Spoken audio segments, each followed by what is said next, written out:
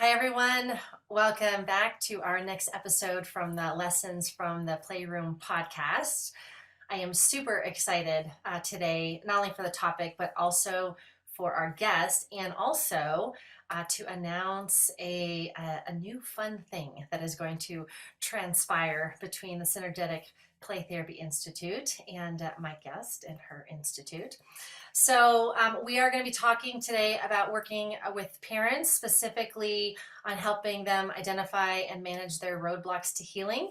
And I have with me from Canada, I have Tammy Schamuhn. So, for those of you that are not familiar with Tammy, I'm going to go ahead and say that she is the co-founder and director of the Institute of Child Psychology. So when I say that, some of you may all of a sudden go, I know who Tammy is.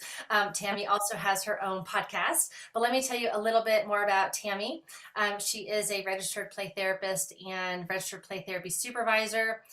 She has a bachelor in education from University of Alberta and has practiced as an elementary school teacher in Edmonton before you went on to do your graduate work in psychology. As mentioned, she is the co-founder and director of the Institute of Child Psychology, co-author of the Parenting Handbook, which we'll talk about. It's going to be released this upcoming year. And one thing I did not know about you that's super cool is that you run an animal-assisted therapy practice. And I guess that's also one of your interests is integrating the play therapy work with animals, and also the founder of Child-Centered Animal-Assisted Therapy Association. And since I said podcast, what's the name of your podcast? It's the Child Psych Podcast. The Child Psych Podcast. Awesome. So Tammy, thank you so much for joining me. Yeah, thank you. We had a chance to do a podcast earlier, and we realized we had quite a bit in common with our background. We diverged when I started working more with parents, and then you specialized in your model for synergetic, but very similar kind of roots in our own therapeutic experience as kids, and realizing there were gaps there with how people were offering therapy, and we weren't speaking the right language to kids. And so I went off and I specialized in play therapy, but animal assisted therapy is really just a huge place in my heart, especially with traumatized kids. It's a great modality for working with the unconscious is animal assisted therapy, and also attachment relationships and some narrative pieces in there. We could do a whole podcast on that. Right. But I ended up really loving working with parents.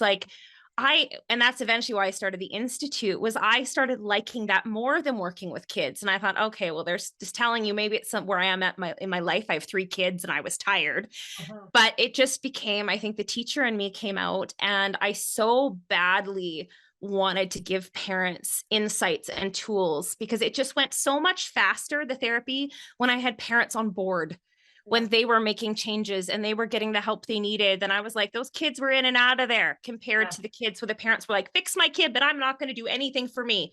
I'm no part of this. And I'm like, well, your kid's going to be in here for a long time. I hope you have really good health insurance. Why do you think that many play therapists shy away from just really putting their arms around parents and bringing them into the therapeutic journey? I think parents can be very reactive because there's lots of shame. And if you're not familiar with shame, because I know until I found Brene Brown, I wasn't really well versed in shame, really. When we talk about kind of those primary emotions, and shame is so visceral. So parents come in there often very reactive, very guarded, very defensive. And it takes time to work through those defenses. And, we so badly want to work with these kids, and there's these pressures to fix this child, which comes from the parents' own stuff, that we shy away from it because kids are just easier, they don't have those same defenses that these parents have. But I always tell the therapists that I train, we're both registered play therapist supervisors. When I work with my play therapist and I'm doing training, I said, you got to make nice with the parents. If you want long-term change, you've got to find a way in, and you need that in. And so I know some therapists don't work a lot with parents, but I had a really hard rule with my parents.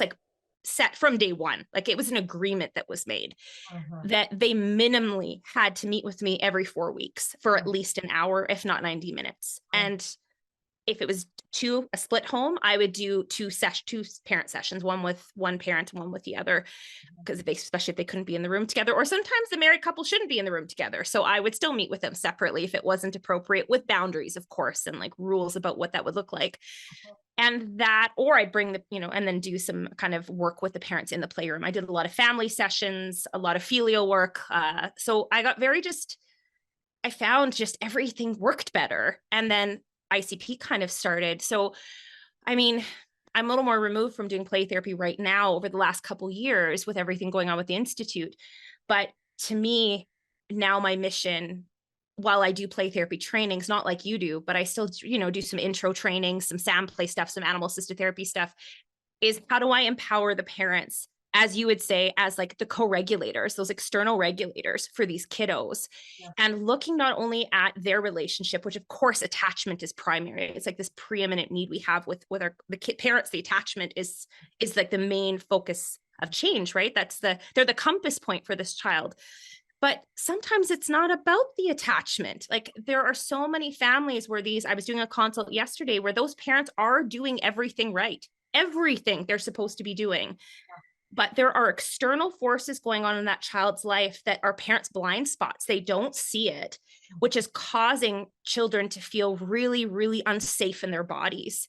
So they keep escalating and escalating, and there's meltdowns, and the parents are like, I can't figure out why this is. I'm doing everything you said to do. Why is this going on?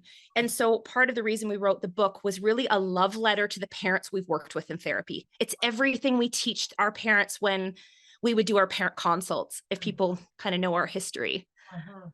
Yeah. So you said we. So let's introduce your co-author, and also I know works with you at the Institute. So do you want to mention her name? Yeah, it's Tanya Johnson. And we actually met at a play therapy training. Mm. It was an intro model at the Rocky Mountain Play Therapy Institute. We instantly connected. And then when we had our first kids, we decided to start this venture. We had both left this group practice we were with. We were kind of doing our own thing, but we really loved working with parents. And I just told her, we're on to something with this. Parents want this information, and it's really expensive to pay a therapist to get this information. And there are so many books and resources that are so conflicting. And the social media accounts, like, I wouldn't get into that. Mhm. So we just really wanted to work with people like you and like Dan Siegel and Tina Payne Bryce. And we've worked with Gabor Mate, Gordon Neufeld. We like bring in all these really amazing people into our Shivali. work. Yeah, we just, Dr. Shivali, yeah, one of the oh, biggest Shafali. one of the biggest parenting experts right now. Yes. We were excited. She endorsed our book. So Yeah. she's on the front cover of our book. So we've Yeah. known Dr. Shafali for 4 or 5 years. We've been working with her now. She's keynoted so many of our conferences. Yeah. So she was lovely enough to take the time to read our book. We were very happy with that. That's beautiful. Okay, and- everyone, it was like, if Dr. Shivali says it's a good book, go, when the book comes out, everyone go buy it. It's a good book. Yeah, no, we love her. So we just, I don't know, there is just so much work with parents that I love. And so in our book, we talk a lot about just like our chapters are broken down into looking at like discipline's a big one, looking at parent dysregulation is a big one. We talk about reactive parenting is the simplest way to put it. We also talk about overwhelm that kids face that is systematic, like it's environmental. It's not necessarily that what the parents are doing per se. It's not about what they're bringing to the table. It's the influences that exist within the environment that are it's not a good fit for the child. This is the goodness of fit. And any of you has a child, every child's quite unique in what they need and their needs, but there are things that I think we've really kind of veered off the path in terms of thinking what we think is good for kids now, like giving them an edge. And if they learn, 3 languages and they play the violin and they play hockey and they're on the ski team and then they do ballet, like we're going to give them this edge. And our kids are crumbling. Like the way we're living our lives is causing kids to crumble. So, Tammy, I know that you're going to keep talking a little bit more about your book, but you just said something that I think is really important for play therapists to hone into, is that we need to listen, and we need to listen to whether or not what's true for the child is actually makes sense in their environment, or does the environment support who the child actually is, and to look at the different expectations in the environment and the pressures of that onto the child. I just feel like that's important when we're talking about what could be going on with the child, for play therapists to keep their ears open for that. Is there a match with expectations, with routine, with whatever it is? Does this actually match who this child actually is? Yeah, like when I do my intakes, Mhm, one of the first thing I give my parents is a temperament scale. I mhm, don't only give the child the temper, so I have them mark their child with this temperament scale, but then I get both the parents to put themselves in the temperament scale. So that's a big thing for me. mhm, I am doing, I work with Dr. Elaine Ahrens on the highly sensitive child. I often give them her quiz. I want to see if I've got a highly sensitive child. I want to know if I have certain sensitivities that exist. mhm, I want to know about the teacher who is mhm, guiding that child that year. I want to know about the daycare. What does mhm. that look like? I want to know about their sleep. I want to know about what's in their gut. And that's one of the things the parents are like, you want to know what I'm feeding my kid? I'm like, actually, yeah, I do. Because what Yes. goes on in that gut microbiome actually impacts their serotonin and dopamine, which are mood regulators. So we Yeah. need to look at that. Yeah. So these are questions where my intakes are really long Mhm, mhm. because But I it want sounds to. like you get a really comprehensive overview of the different possibilities that could be contributing to whatever it is that's going on for the child. So it sounds very holistic, actually, as you're describing it. You're trying to look at it from many angles as possible. Yeah, I do a lot of triage. So when I work with a kiddo, it's very common for me to have them sign a lot of disclosure forms, Mhm, for me to talk to the doctor, the psychiatrist, the naturopath, the teacher, and the daycare worker, and whoever else is there. So I take, we look at Dr. Bruce Perry's work with his neurosequential model. He works a lot with all the different systems. mhm. And when I started doing that, we get consistency and predictability across environments. I was like, that's magic. Then Yeah. everybody then we got a lot of co-regulators. We don't just Mhm, have one or mhm, two. We may mhm. have now 5 or 6 who are Yeah. all giving predictable, consistent responses to this child. So as play therapists, when we're thinking about the parents, and I know you're painting a really inspiring picture of how to conceptualize the child. Let's talk about some of the roadblocks. What are some of the roadblocks that you see, and how can we help parents with that? Well, I mean, there's the parents' internal roadblocks, Mhm, and then there is these expectations society has that we have to dismantle, I mhm, think. So, and that can be hard when we are kind of indoctrinated into certain cultural beliefs about how to raise children. So I think that's like it's a two-prong approach. And mhm, I feel like synergetic play therapy does this really well with talking about like parents' own dysregulation. Of course, is going to be like the first thing I'm going to try to work with. mhm, And I think that is looking at the parent wound. And mhm. Dr. Shefali, of course, with her conscious parenting, talks a lot about how we have certain wounds within ourselves. And then we obviously have certain projections, expectations of the way we thought parenting was going to go and Yep, who our child was going to be. yep, And my job is to tease that out. Is I yep. was like, so one of the questions I always ask my parents is they're like, we had this incident this week and my child had a meltdown in Walmart in the lineup. And I said, I want you to finish the sentence. When my child was having a meltdown, what did that say about me? Yeah, What's the narrative? yeah. So was it, I'm a bad parent? My child isn't going to make any friends. Like I need to know what projection is going on to that child because that's what's causing 3/4 of the dysregulation in the parent is Totally. the narrative that's going on. Totally. So I don't have a huge background in narrative therapy, but that is a huge part of where I've seen success is when I can kind of tease that out. And then Absolutely. of course, tell me, and I know this is where it gets tricky. And as a therapist, I'm curious your thoughts on this. I realize the kiddo is my client. Like Mhm. I do realize that, but there is some alignment with that parent that I have to tease some of their history out Yes. so I know what I'm dealing with here. Is there a lot of childhood trauma going on? Is there like some significant grief that's happening?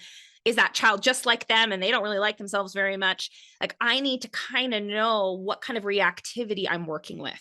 Totally. I love that you're bringing that up, because I think for some play therapists, it's a bit of a tricky line. For me, I tend to think of it as what needs to be discussed that's in the way of the parent parenting this child.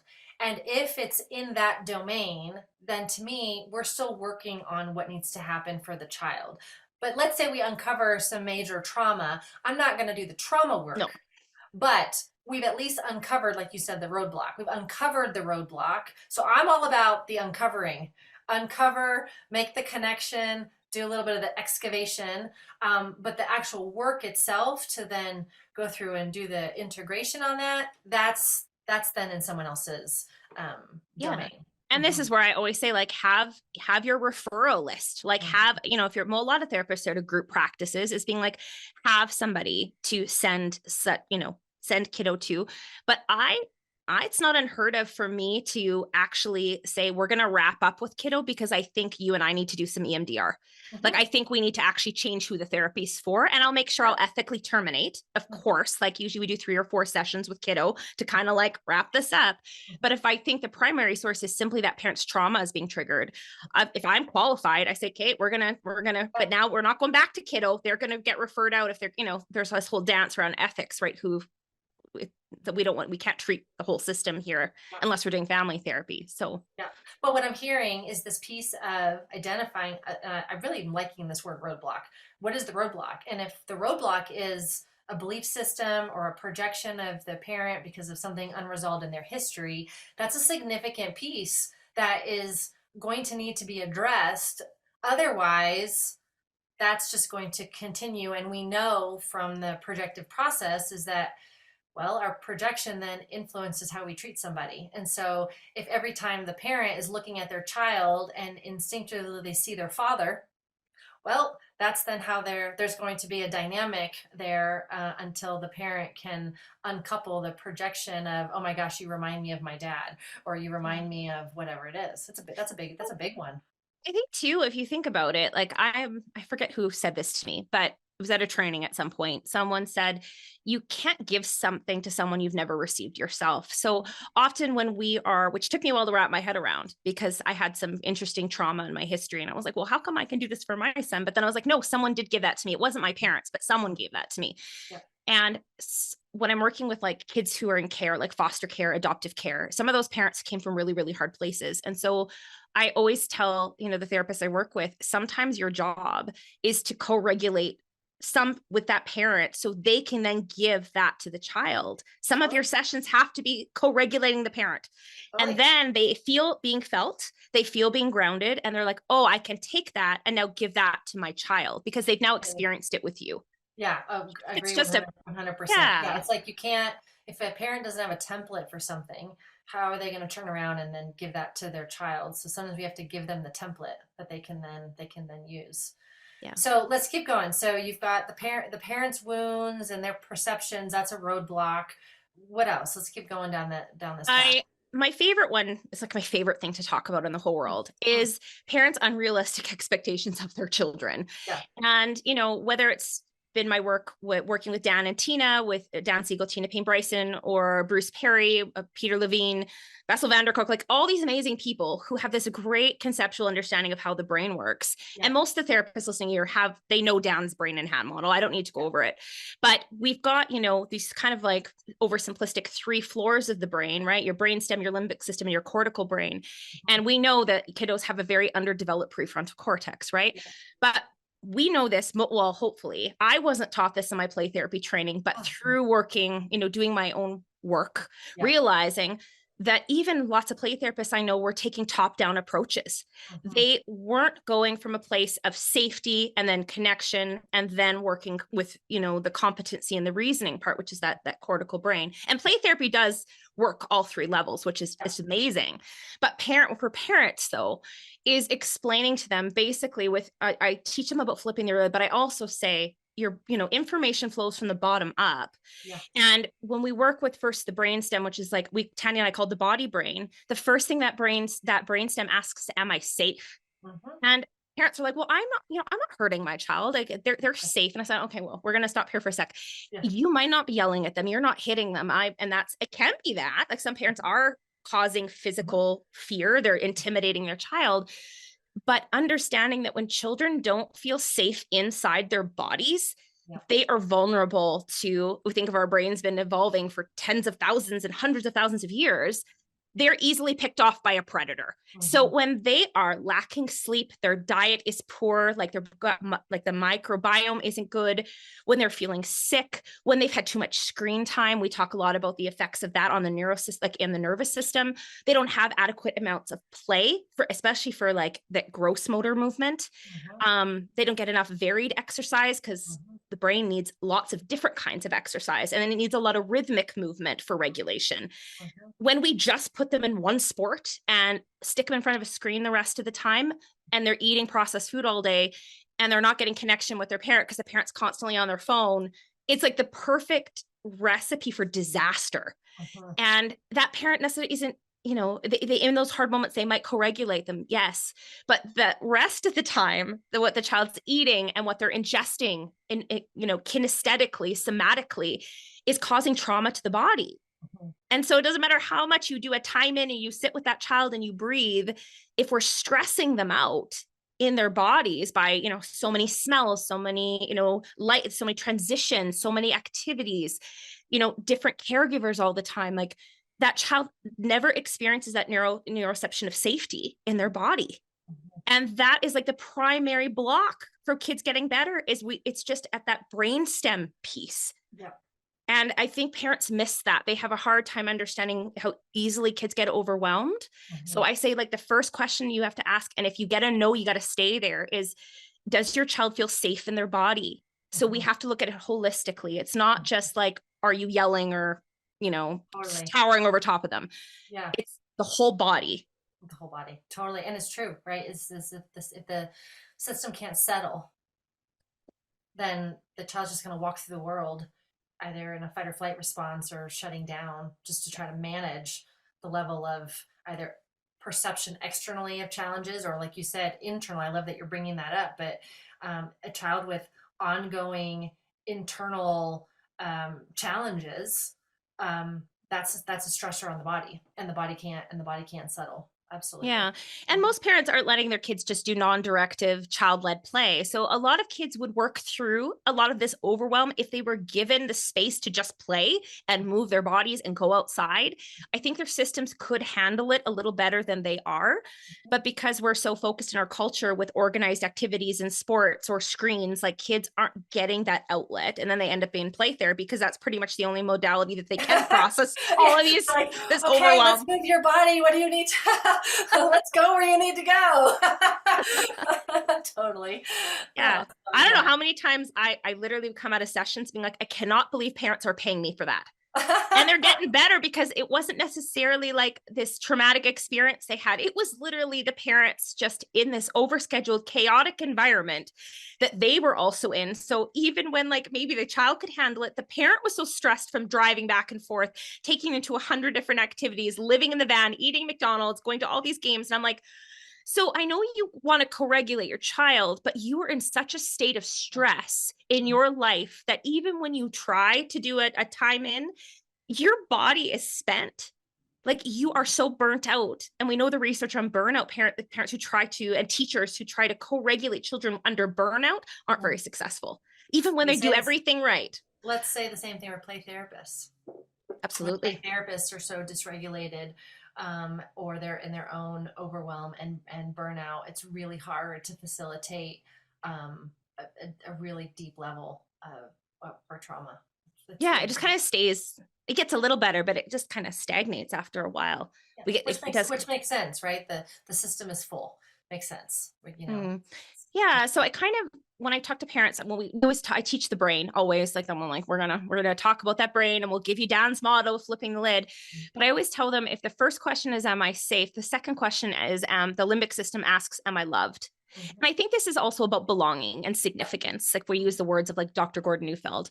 It's not always like, they're like, well, my nanny doesn't love my kid. I'm like, no, but they care about them deeply. There's this unconditional positive regard there, like, for this child. So, you know, within the system, does your child, they're like, of course I love my child. I was like, okay, but do they feel seen by you? Are they valued for what they bring to the table? Yes, part of it, of course, I'm going to work with parents around co-regulation. Like, that's going to be huge, right? But you do that really well, so we won't get into that.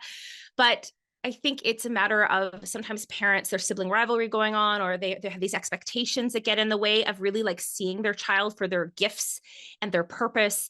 And Totally. that child is just constantly on this wheel of pleasing the parent, but they never actually feel valued for the gifts that they bring. So Totally. it's inauthentic.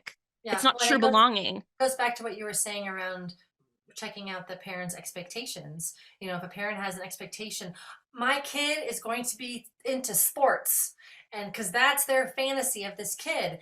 But you know what? This kid hates sports. This kid is a little creative artist, and that's where their genius is they love to draw and paint and create and write poetry and all of this.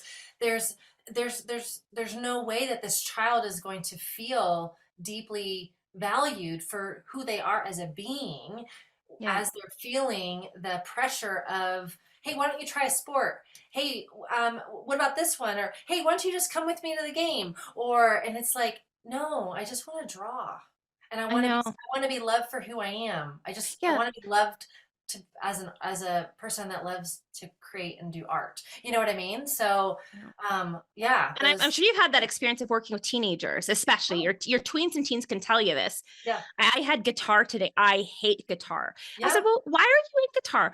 Well, if I wasn't in guitar, dad would be really disappointed in me. You hear He that would be all the time. so Yes, mad. And I yes. tell parents this. I was like, this is a regular thing I hear from kids.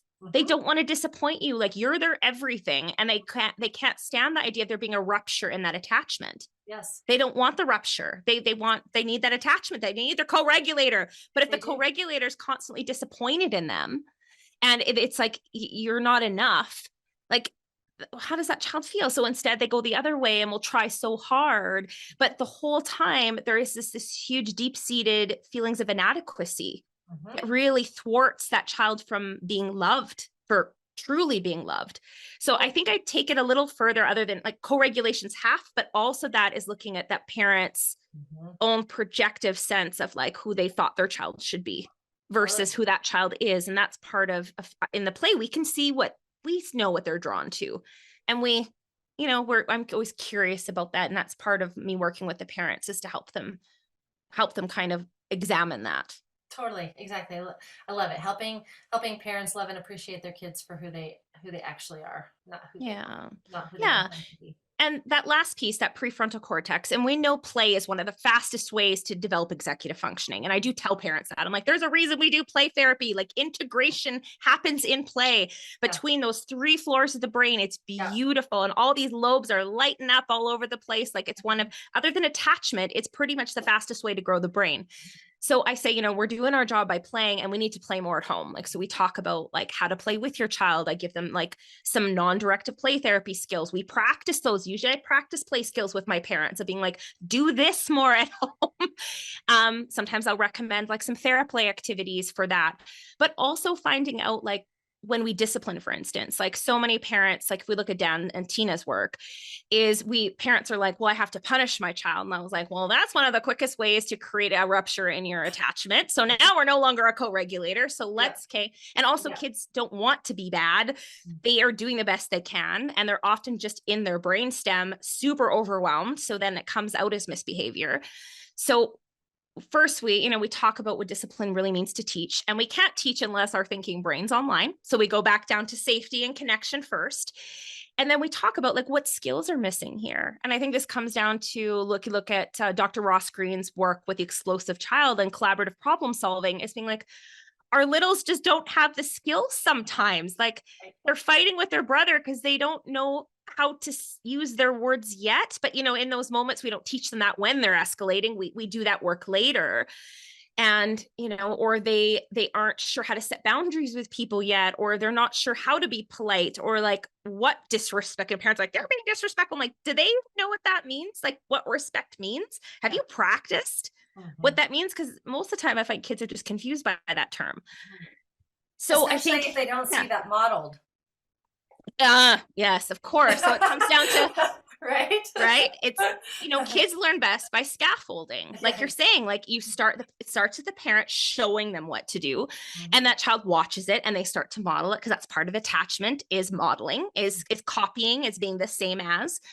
And so, yeah, we can start with looking at that. We can look at like, what's the deficit? What skill needs to be taught? But also kids need that prefrontal cortex needs different areas in their life where they experience mastery other than play, especially as they come out of play. Yeah. We like games with rules. skills. Like, is it a sport? Is it like sewing class? Is it volunteering? Like, it doesn't have to be even an organized sport. Like, it can be anything where they develop a sense of purpose. And so I'm just always looking at, like, where does your child derive competency from? Like, where do they feel like they can handle the world and they have some control in their life? So I think that comes a lot of anxiety. Parents are just running the show. They're helicopter parenting and they're like, I'm going to get my kid in this and this and this. And they're doing their homework for them. And I'm like, whoa, like, your kid never has a chance to drive their own car here. They're never in the driver's seat. Of course they're anxious. Like, of course they're anxious. I'm hearing this just like this larger message. We're talking about like what the roadblocks. It's kind of like, and correct me if I'm wrong on this, but it's almost like you're describing, can we be curious about what is going on inside of the parent, whether it's their own history, whether it's their belief system, whether it's their expectations, whether it's an unrealistic expectation on child development, on how the brain works, but like, what are the pieces that are really preventing the parent from being with the child in a way with an open heart? And an open heart in a way that's just fully appreciating and honoring the child for who they are. Is that kind of a... Yeah. And I think then you have a partner. Then you, as a therapist, can make so much more headway because you have a parent who's showing up in the way they need to for that individual child. Yeah. Really? Totally. Instead of staying stuck in like, well, we just get stuck in the old ways of being. And it comes from, I think, ensuring parents know, we know their intention is good. Of course we do. And we're not coming in there with being criticizing them and shaming them. That's the quickest way to shut them down. Yeah. But yeah, we need, it's not always possible, but whenever possible, I really need that parent to partner with me. And so these are things that we're going to do as this exploration process, but it doesn't involve a little more work. And I know therapists don't always want to do it, but my experience has always been, I actually push my RP, my soon to be RPTs to get comfy with parents. Like, you're going to have to get in there, and it gets a little uncomfortable, and you will get better at it the more you do it. But if we really want to enact long-term change, this is the quickest way in. Long-term. So I'm guessing you would say that your book, which it's coming out when in March 7th. March 7th. Is it on pre-order yet? It is. So we'll get you a link for that. And people who go to the link can also get, if they pre-purchase the book, they get a free course from us on discipline. It's called Compassionate Discipline. And it's all based on like those 3 levels of the brain. A lot of, influence from like Laura Markham and Dan Siegel and Bruce Perry. Like, we've done brought a lot of different people into this course. And it's discipline Tanny and I have been using with our kids that we know is trauma informed, that it's not going to cause ruptures. It's about attunement and co-regulation and also like teaching. And so, so if people pre-order the book, they actually submit the receipt and they get a free copy of that course. So if any of you are really struggling with your parents, are like, no, these parents need to understand what discipline really means. I'm like, okay, well, we have this course. Yeah, totally. It's great. So here's my question. Just in case someone happens to stumble upon the podcast and they don't have the show notes attached to it, do you happen to know the link that we can say out loud? Yeah, it's myparentinghandbook.com. Perfect. Okay, that's great. Just in case this shows up somewhere. So myparentinghandbook.com and Play Therapist. This sounds like a great resource for you so that you have an understanding of what might be helpful for the parents, as well as the knowing that there's a resource out for parents. Anything else that you want to add to that before I do our big announcement? No, let's go. Let's rock and roll with that. Okay, so as we mentioned, Tammy is the co-founder of the Institute of Child Psychology. Do you want to actually just say a quick thing about the Institute before? We offer conferences, workshops, a podcast, e-courses, seminars, in person, and as well as like, corporate trainings, things like that. But our primary target has always been parents. But in the last couple years, we've just realized like a huge part of our audience are clinicians, like that are parents too. So it's this interesting hybrid that they are like parents who want this information, but they also work with kids in some capacity. So we've started offering more and more professional trainings. Mhm. And so when we decided to really start to partner with other organizations, one of the first ones that came to mind was synergetic play therapy. So last March, I reached out to Lisa's team and I was like, so I have this idea and I'm curious what you think. But I said, I would really love to host, some of your trainings on our website. And then we started thinking about like affordability and accessibility. And then we're like, well, you can, I don't know if you want to say the rest. Like, Well, we're officially going into partnership. So yeah, at the time that you're listening to this, there are, yeah, now some of our courses from Synergetic Play Therapy Institute geared just for play therapist development are now going to be available at the Institute of Child Psychology. And you also have a unique way for them to access, which so far as you and I know is not being offered it's anywhere not, else. I don't think it's being offered anywhere else. So what students or play therapists or psychologists, whatever you do, if you're interested in mental health for kids, our primary focus is play, but we are introducing some other like modalities. We have, for instance, someone who specializes in Alberta in eating disorders, and it's a really beautiful emotionally focused model for working with eating disorders is one example. We do have a CBT course for working with teens where it might be appropriate, right? When we've got older kids who have that executive functioning. So people are able to access these courses. So they're non-contact trainings, obviously, because they're pre-recorded for any of you who are trying to register as a play therapist, as a subscription model. So you can buy the courses, individually, or you can subscribe annually, or you can subscribe quarterly. So that way, if you just want to take a few courses, try it out, you can do it that way. And so I think it, especially for our students and our people who are in kind of the nonprofit sector, accessibility is hard. And I worked in mental health when I first came out of grad school, and I made more money as a lifeguard than I did as a therapist. So I'll tell you, that was a bit of a shock when I first went into the mental health system. So yeah, so we Yeah, realized that can be a really big barrier to people getting developmentally appropriate trainings to working with kids. yeah, And it's, again, developmentally appropriate. And we yeah. know cognitive therapies for young children are not appropriate. Absolutely. And just different places around the world where exchange rates just don't make play therapy trainings affordable and whatnot. So, so play therapists, you have another resource.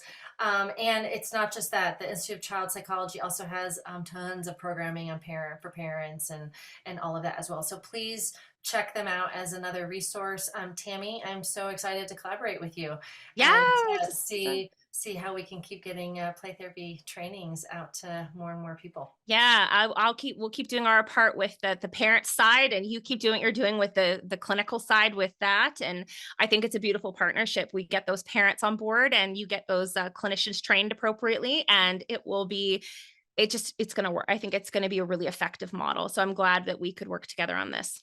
Yeah, thank you so much, Tammy. Thanks.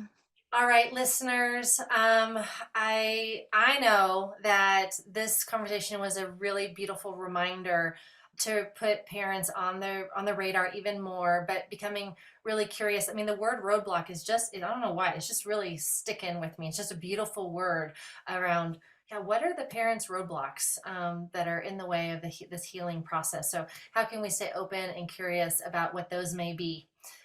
So pre-order the book. Check out the Institute of Child Psychology. And wherever you are in the world, wherever you are listening, take care of yourselves. You are the most important toy in that playroom. Until next time, everyone.